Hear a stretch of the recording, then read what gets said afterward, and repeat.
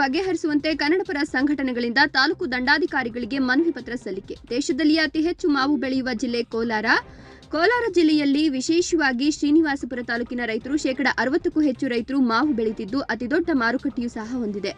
ದೇಶ ವಿದೇಶಗಳಿಗೆ ಇಲ್ಲಿಂದಲೇ ಮಾವು ರಫ್ತು ಮಾಡುವ ಕಾರಣದಿಂದಾಗಿ ಪ್ರಪಂಚದಲ್ಲಿ ಮಾವಿನ ಹಣ್ಣಿನ ನಗರವೆಂದೇ ಪ್ರಖ್ಯಾತಿಯಾಗಿದೆ. ಪ್ರತಿ ವರ್ಷ ಮೇ ತಿಂಗಳಲ್ಲಿ ಮಾವು ಕಟಾವು ಆರಂಭವಾಗುತ್ತದೆ.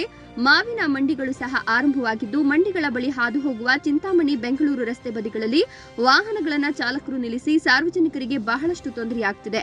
ಮಾವಿನ ಮಂಡಿಗಳಿಗೆ ಇತರೆ ರಾಜ್ಯಗಳಿಂದ ಮಾವಿನ ವಹಿವಾಟುಗಳಿಗಾಗಿ ವಿವಿಧ ರೀತಿಯ ವಾಹನಗಳು ಆಗಮಿಸಿ ರಸ್ತೆ ಬದಿಗಳಲ್ಲಿ ಮನಸೋ ಇಚ್ಛೆ ನಿಲ್ಲಿಸುವ ಕಾರಣ ಅನೇಕ ಬಾರಿ ಬಹಳಷ್ಟು ಅಪಘಾತಗಳು ಸಂಭವಿಸಿ ಪ್ರಾಣಹಾನಿಯಾಗಿದ್ದು, ಈ ಬಾರಿ ಈ ರೀತಿಯ ಯಾವುದೇ ಅಪಘಾತಗಳು ಸಂಭವಿಸದಂತೆ ಹಾಗೂ ಸಾರ್ವಜನಿಕರಿಗೆ ಸಂಚಾರದ ದಟ್ಟಣೆ ಸಮಸ್ಯೆಯಿಂದ ತೊಂದರೆಯಾಗದಂತೆ ಮುಂಜಾಗ್ರತಾ ಕ್ರಮವಾಗಿ ಅಕ್ಕಪಕ್ಕ ರಸ್ತೆಗಳಲ್ಲಿ ಯಾವುದೇ ರೀತಿಯ ವಾಹನಗಳನ್ನು ನಿಲ್ಲಿಸದಂತೆ ಪೊಲೀಸ್ ಸಿಬ್ಬಂದಿಯನ್ನ ನಿಯೋಜಿಸಬೇಕು ಅಂತ ಕನ್ನಡಪರ ಸಂಘಟನೆಗಳ ಒಕ್ಕೂಟದಿಂದ ಶ್ರೀನಿವಾಸಪುರ ತಾಲೂಕು ದಂಡಾಧಿಕಾರಿಗಳಿಗೆ ಮನವಿ ಪತ್ರ ನೀಡಲಾಯಿತು.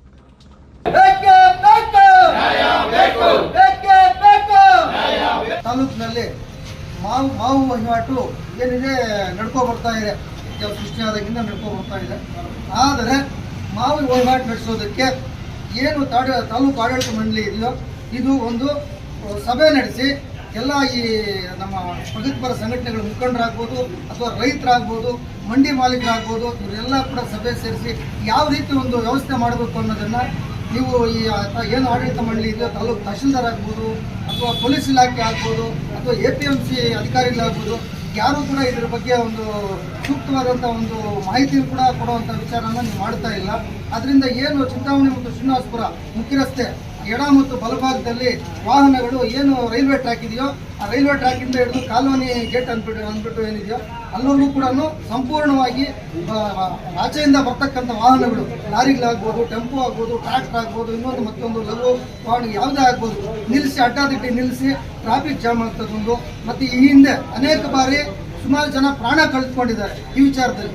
ಆಗಲೂ ಕೂಡ ಏನು ಹೋರಾಟಗಾರರು ಇದೀವೋ ನಮ್ಮಂಥ ಹೋರಾಟಗಾರರು ಗಮನಕ್ಕೆ ತಂದರೂ ಕೂಡ ನಾವು ಯಥೇಚ್ಛವಾಗಿ ನಿರ್ಲಕ್ಷ್ಯ ವಹಿಸುವಂಥ ಒಂದು ಕೆಲಸನ ಮಾಡ್ತಿದ್ರೆ ಹೊತ್ತು ನೀವು ಯಾವುದೇ ಕಾರಣಕ್ಕೂ ಇದನ್ನು ಜವಾಬ್ದಾರಿ ತಗೊಂಡು ಹೆಂಗೆ ಮಾಡಬೇಕು.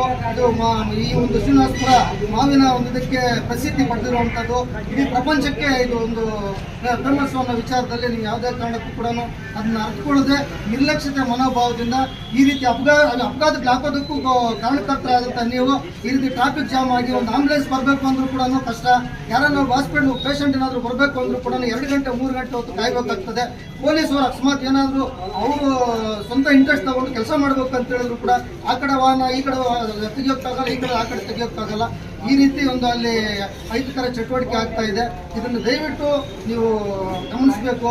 ಯಾರಿದ್ರು ಸಂಬಂಧಪಟ್ಟ ಅಧಿಕಾರಿಗಳು ಇದು ಸ್ಟಾರ್ಟ್ ಆಗಿರೋದು ಇವಾಗ ಇಮಿಡಿಯೇಟ್ಲಿ ದಯವಿಟ್ಟು ಒಂದು ಸಭೆ ಮಾಡಿ ಅಲ್ಲಿ ಪಾರ್ಕಿಂಗ್ ಒಂದು ವ್ಯವಸ್ಥೆ ಮಾಡಿ, ಯಾವುದೇ ಕಾರಣಕ್ಕೂ ಒಂದು ವಾಹನ ಆಚೆ ನಿಲ್ಲಿಸಬಾರ್ದು.